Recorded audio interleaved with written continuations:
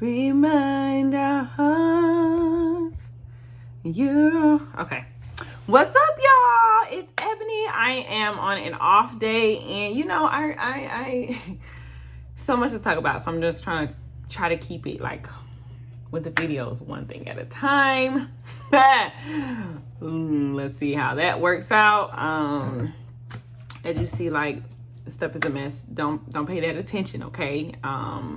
I haven't had off days, and most of the time on my off days it's an on day. So anyways, let me just talk about the topic that I thought of, blah blah blah. Okay, the topic that I thought of to talk about today is patient compassion or empathy, whatever the word is for it, but basically just putting yourself in the shoes of your patient. So, for example, yesterday, there was a situation where a patient who is fairly new to dialysis, so she's only been on for like, maybe like 3 months or so. So she's still not 3 months.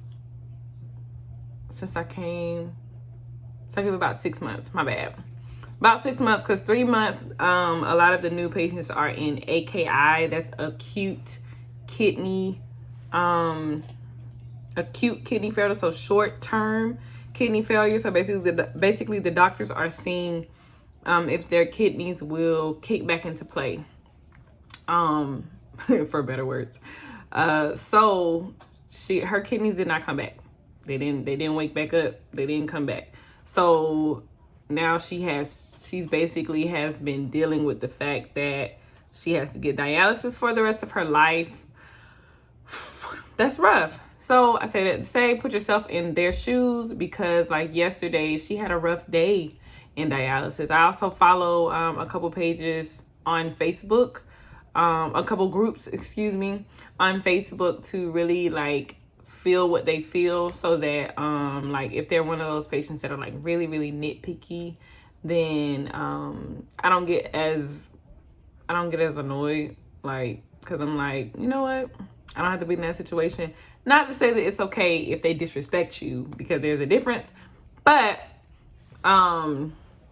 just to put yourself in their shoes and not to take things that they say to heart, or don't be offended very easily by sick people. Like, you're not in their shoes. You are not to say that you're not sick yourself or dealing with other things yourself, but it's our job to make them feel better. I feel like it's my job to encourage them, to uplift them, to empower them, to just be their light in their dark, where it seems like that's like a dark time, a dark world, dark situation. Y'all see my laundry?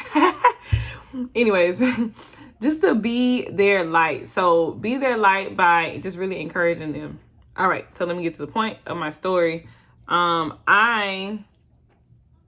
We were sitting at the desk and we were like talking, and I heard like a yelp out, and we was all like, oh, what was that? And usually when you hear something, you be like, you jump up. So we was like, what was that? Then somebody jumped up, then I jumped up after. So we were like all jumping up, going over there to see where the noise is coming from. And it's coming from one of the patients who's cramping. But all she could let out was like this yelp. And she could barely talk because she was cramping so bad, and she was cramping on her side. So then we go over there, and we probably was over there for a good 30 minutes trying to console her and trying to like get her body together. So we're giving her saline. I'm doing foot massages, like where you like take their ankle. I'm doing leg massages where you take their ankle and you kind of like squeeze it a little bit if they let you. But while I'm doing it, I'll ask, like, I'm like, you want me to squeeze your leg? She said yes. So I squeezed it, and I said, is that better? She said, because it was so bad that like nothing almost was working. I guess the cramp was just like, you can see it, y'all. You can see a cramp in a patient's leg. It literally, like, if this is the leg, then it's like sticking. It's hard. And then if you touch their leg, you can feel it. It's like really hard. So that's really unfortunate and sucks, because it's like you're already going through this, so now you got to go through that. It's really bad. So I was consoling her or whatever, and then as the cramp was subsiding, she started to cry. And I felt that. Not for me to cry, but I just felt her heart. I was like, oh my gosh. You know, I don't know, because sometimes I feel like I can hear beyond the tears.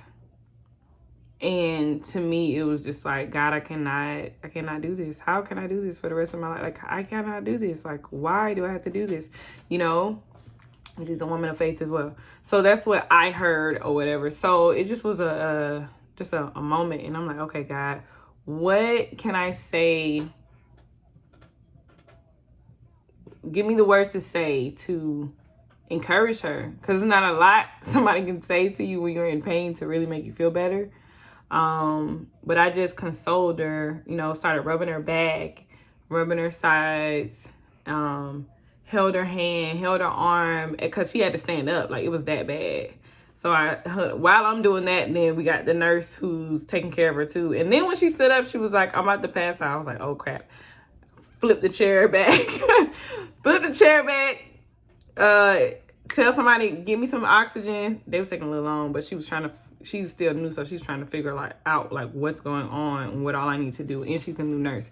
So she goes and gets the oxygen. I run and get the nasal cannula. We just like boom, boom, boom, boom. Everything is moving fast.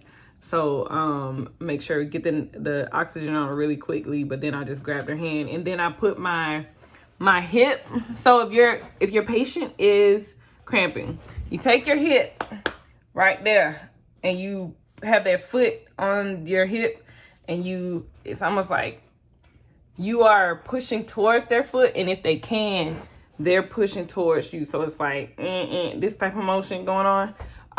If they can, and if they can't, and if that doesn't work, then they just gotta stand up. A lot of people don't like that, but that's what was happening. She wasn't even standing up yet. She was sitting up, and when she said, I feel like I'm about to faint, and I flipped the chair up, or basically put her legs up, to do Trendelenburg so she wouldn't pass out and get the oxygen going to her head. So we did that. So she's probably like that for like 5 minutes while we're still trying to get the cramp out. So she didn't pass out because we acted quickly. She was still lightheaded and sick. Oh, it was a lot. So, but yeah, when she let out that cry, I was just like, oh, my heart goes out for that, because it's like, dang, I wouldn't want to live like that for the rest of my life. So, I just told her by the end of it, you know, after consoling her, physically, like literally, like, now I don't do this to everybody. I don't do this to a lot of men. I told you about these men in my other videos, but anyways, like rubbing her back as I'm like rubbing her back with one arm while I'm like holding her. Our arms were kind of locked together. So this arm and her arm was locked together, and I'm like rubbing her back, and just like, that was my way of saying it's gonna be okay. Like, just doing the best that I could while she's trying to get this cramp out. And as it went down, because she was like tense, and when it went, her body did this, and I said, okay, it's gone. She was like, yeah. And then she just started crying. And so I continued to console her. I feel like I've said that a million times. But I continued to console her. And then I told her, I said, look at me. And I made her look me dead in the eyes, and I said, don't give up. And she said, okay. And because it's like, I can't imagine what that's like, but I'm sure you would want to give up, because dialysis is a every other day situation. Like, it feels never ending, I'm sure, for them. Like, this is not like a procedure where you go in and come out and every day is gonna be good, or every day is gonna be perfect. Like, that's not what it is at all. Like, some days are gonna be crap, and for some of them, I hate to hear like how when they leave, they don't feel good. So yeah, just have some compassion empathy, some love. And if you struggle with that, especially with your patients that get on your nerves, or just if you struggle with that, then I'm praying that you get that and that God allows you to feel what they feel emotionally, even just for a second. And I promise you will back and just be there for them in the best way that you can. I mean, we can't get in their bodies. So, and just pray for them, pray their strength, and even look like for y'all. So I pray for us, for as patient care technicians, as nurses in the dialysis field, as anyone that partakes in that field. Then I pray for our heart and our mind to not be hard towards them, especially when they're just not your favorite type of patient. So I hope you guys have a great rest of your day or beginning of your day whenever you watch this. I am going to do some laundry and do a little cleaning on my off day. Have a good one. Bye.